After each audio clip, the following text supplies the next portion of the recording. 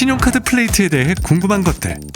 첫 번째 편에선 신용카드의 크기는 모두 똑같은지, 모든 신용카드는 플라스틱으로 만드는지 살펴봤습니다. 그렇다면 카드에 새겨진 16자리 번호엔 어떤 의미가 담겨 있을까요?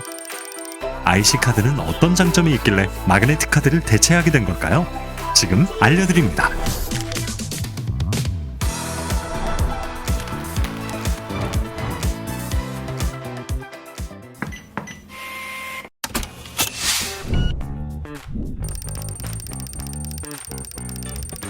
아주 예외적인 해외 카드 몇몇을 제외한 대부분의 신용카드엔 16개 숫자가 새겨져 있죠.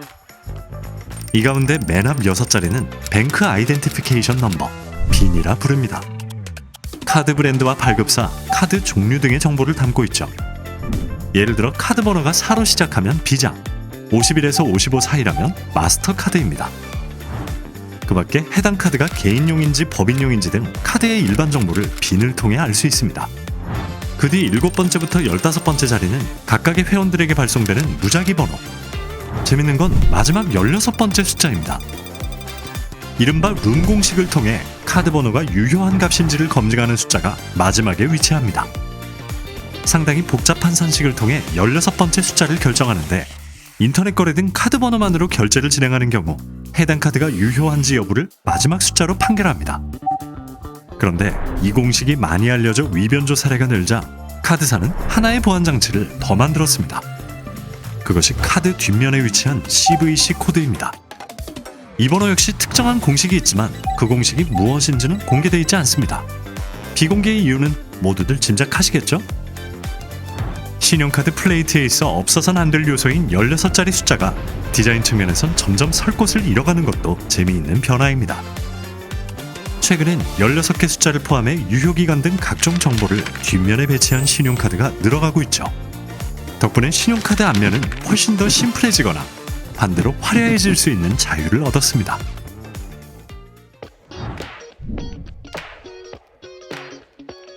카드를 결제한다는 뜻으로 오래 쓰인 글다라는 표현이 언젠가부터 꽃다로 대체됐습니다. 카드 플레이트를 가로지르는 마그네틱 대신 IC카드가 등장하면서부터죠. 마그네틱 카드는 1960년대 미국의 IBM사가 개발했습니다. 당시 컴퓨터의 저장 매체였던 자기 테이프 원리를 카드에 응용했죠. 마그네틱 카드는 카드 뒷면에 자기 테이프를 붙이고 이 테이프 표면에 있는 자석물질의 특성을 변화시키는 방법으로 데이터를 기록합니다. 이 방법은 데이터의 저장이나 생산이 매우 간단하다는 장점이 있죠. 신용카드 외에 ID카드나 공중전화 카드 등 다양한 형태로 응용이 된 까닭이 여기에 있습니다. 그러나 이 마그네틱 카드엔 치명적인 단점이 있었습니다. 자기 물질을 이용하는 탓에 자석과 접촉하면 데이터가 변형되거나 삭제됐죠.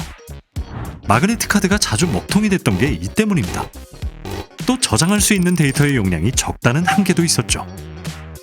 그래서 나온 게 바로 인테그레이티드 서킷 카드, 즉 IC카드입니다.